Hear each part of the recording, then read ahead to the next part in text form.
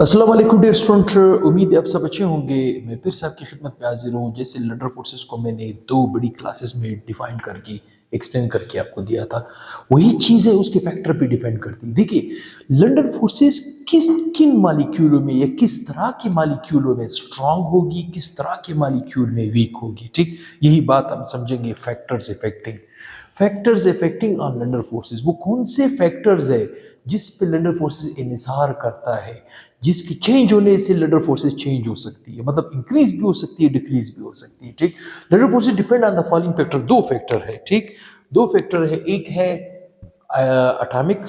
Atomic और molecular size, दूसरा shape of molecule. सबसे पहले नंबर पे हम इस फोर्स को डिस्कस इस पहले फैक्टर को डिस्कस करेंगे। कौन सा पहले फैक्टर है? अटामिक और मॉलिक्यूलर साइज। ठीक, अटामिक या मॉलिक्यूलर साइज मतलब एटम जितना बड़ा होता जाएगा, बिगर होता जाएगा, इलेक्ट्रॉनिक क्लाउड बढ़ता जाएगा, पोलराइजेबिलिटी बढ़ती जाएगी, तो लंडन फोर्स स्ट्रांग होती जाएगी। वही बात है। ठीक, वही पॉइंट हम यहाँ पे एक एक करके एक्सप्लेन। नंबर वन, पहला पॉइंट, दी स्ट्रेंथ का मतलब शिद्दत। The strength of London forces depend upon the size of atom और मॉलिक्यूल। किस पे डिपेंड करती है? एटम के साइज पे, मॉलिक्यूल के साइज पे स्ट्रेंथ, शिद्दत डिपेंड करती है। अगर एटम का साइज, मॉलिक्यूल का साइज बड़ा होगा, लंडन फोर्सेस स्ट्रांग होगी, अगर कम होगा तो लंडन फोर्सेस वीक होगी। ठीक, अच्छा, larger atoms or molecules with greater number of electrons. जब एटम या मॉलिक्यूल बड़ा होता जाएगा, जाहिर सी बात है इलेक्ट्रॉन उसमें बढ़ते जाएंगे, इलेक्ट्रॉनिक क्लाउड बढ़ता जाएगा। ठीक, greater the number of electrons and have heavy masses, और मासेस भी बढ़ते जाएंगे। Polarise more easily as compare to the small atom और मॉलिक्यूल। अगर हम स्मॉल एटम या मॉलिक्यूल के मुकाबले में लार्जर, बड़े मॉलिक्यूल एटम को देखेंगे तो उसमें पोलराइजेबिलिटी बढ़ सकती है। इसका मतलब है हम ये कह सकते हैं कि लंदन फोर्सेस डायरेक्टली प्रोपोर्शनल है पोलराइजेबिलिटी पोलराइजेबिलिटी ऑफ एटम और मॉलिक्यूल्स मतलब डायरेक्ट रिलेशन है। अगर पोलराइजेबिलिटी बढ़ेगी तो लंडन फोर्सेस बढ़ेगी। अच्छा, पोलराइजेबिलिटी किसकी डायरेक्टली प्रोपोर्शनल है? मोलर मास की। किसके? मोलर मास की। इसका मतलब है हम कह सकते हैं London forces is directly proportional to the what? To the size of atom और मॉलिक्यूल्स। ठीक, मतलब एटम का साइज बढ़ेगा, लंडन फोर्सेस बढ़ेगी। एटम का साइज बढ़ेगा तो पोलराइजेबिलिटी बढ़ेगी, इसका मतलब लंडन फोर्सेस बढ़ेगी। दूसरी बात, लंडन फोर्सेस डायरेक्टली प्रोपोर्शनल है मोलर मासेस ऑफ एटम और मॉलिक्यूल्स। मतलब देखिए, कॉमन सेंस की बात है, एटम बढ़ेगा, मॉलिक्यूल बढ़ेगा, पोलराइजेबिलिटी बढ़ेगी, इलेक्ट्रॉनिक क्लाउड बढ़ेगा। इलेक्ट्रॉनिक क्लाउड बढ़ेगा तो एटम और मॉलिक्यूल का मोलर मास बढ़ेगा। क्या बढ़ेगा? मोलर मास बढ़ेगा। तो साइज की भी डायरेक्टली प्रोपोर्शनल है, मोलर मास की भी डायरेक्टली प्रोपोर्शनल है।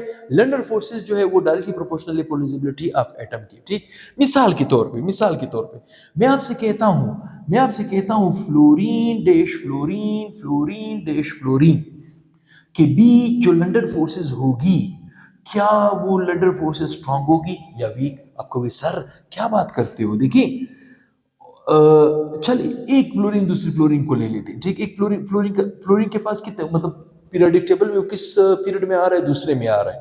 इसका मतलब है एक फ्लोरीन के पास दो शेल है, दूसरी फ्लोरीन के पास भी दो शेल है। ठीक, ये साइज तो छोटा है। लेकिन अगर देखा जाए आयोडीन आयोडीन डैश आयोडीन। ठीक, ठीक, मतलब एक आयोडीन, आयोडीन किस पीरियड में आता है? आयोडीन आपके पास आता है पांचवें पीरियड में। किस में आता है? पांचवें पीरियड में। इसका मतलब है आयोडीन का साइज, अब मुझे यहाँ पे थोड़ा साफ करना पड़ेगा, मेरे पास जगह कम है, किसी स्क्रीनशॉट लेना हो तो वो ले चुका होगा। ठीक, ये स्क्रीनशॉट लेना हो तो वो ले चुका होगा। ठीक, अब फर्ज करिए मैं कहता हूं एक आयोडीन में कितने शेल्स हैं? आपको कि सर 1 2 3 4 एंड 5। दूसरे आयोडीन में भी तो 1 2 3 4 एंड 5। तो देखिए इलेक्ट्रॉनिक क्लाउड बढ़ रहा है। इसीलिए तो हम कहते हैं फ्लोरीन और क्लोरीन रूम टेम्परेचर पे गैस है। ब्रोमीन का साइज थोड़ा बड़ा हो जाता है, मोलर मास भी बढ़ जाता है, तो उसमें लैंडर फोर्सेस थोड़े स्ट्रांग हो जाएगी, तो लिक्विड बन जाएगा रूम टेम्परेचर पे। और आयोडीन क्या होगा? सॉलिड। आयोडीन क्या होगा? सॉलिड। वही चीजें वो आपको यहाँ पे टेबल में भी सिखा रहा है, वही चीजें वो आपको यहाँ पे टेबल में सिखा। देखिए फ्लोरीन का मोलर मास 38 है, क्लोरीन का 70 है, ब्रोमीन का 158.8 है, और आयोडीन का मोलर मास कितना है? 253.8 है।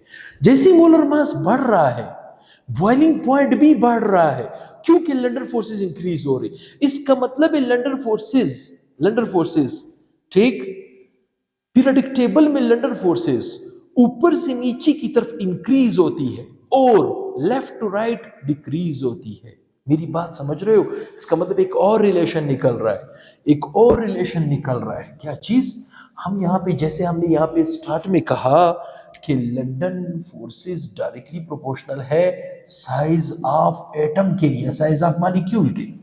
ठीक, तो हमें पता है पीरियोडिक टेबल में, पीरियोडिक टेबल में, ठीक है, पीरियोडिक टेबल में, ठीक है, left left to right, left to right London forces, ठीक है, डिक्रीज होगी क्योंकि एटम का साइज छोटा होता जा रहा है, ठीक है। लेकिन from from top to bottom, ऊपर से नीचे की तरफ, ठीक है, लंडन फोर्सेस क्या होगी? इंक्रीज, क्योंकि एटम का साइज बड़ा होता जा रहा है। ये पीरियोडिक टेबल की मुतल्लिक था। ठीक, जैसे पीरियोडिक टेबल में आपने देखा होगा helium, neon, argon, krypton, xenon, radon. Helium का 4, उसका 20, 39, 83, 131, और रेडियम का है 2 ग्राम पर मोल। ठीक, जैसे मोलर मास बढ़ रहा है, बॉइलिंग पॉइंट भी उसी सीक्वेंस पे बढ़ रहा है। ठीक, उसी सीक्वेंस पे बढ़ रहा है। क्यों? क्योंकि लंडन फोर्सेस स्ट्रांग हो रही। From top to bottom increases, London forces increase होती है ऊपर से नीचे की तरफ, दो एटमों के बीच लंडन फोर्सेस स्ट्रांग होती जाएगी। और लेफ्ट टू राइट क्या होती जाएगी? डिक्रीज। तो मैं समझता हूं ये जो पहला फैक्टर है एटॉमिक साइज या मोलर साइज, ये आपको समझ आ गया होगा। अब मैं शेप ऑफ मॉलिक्यूल को भी आपको आसानी से डिस्कस करके दूंगा। किसी स्क्रीनशॉट लेना हो तो वो ले चुका होगा। तो काइंडली चैनल अगर पसंद आता है तो इसे ज़्यादा से ज़्यादा शेयर करें और अपने दोस्तों में पहला लाइक दिया करें। इंशाल्लाह आपके लिए ये सारे टॉपिक्स आसान होने वाले हैं। बहुत ही जल्द नेक्स्ट वीडियो के साथ हाजिर होऊंगा। अल्लाह हाफिज़।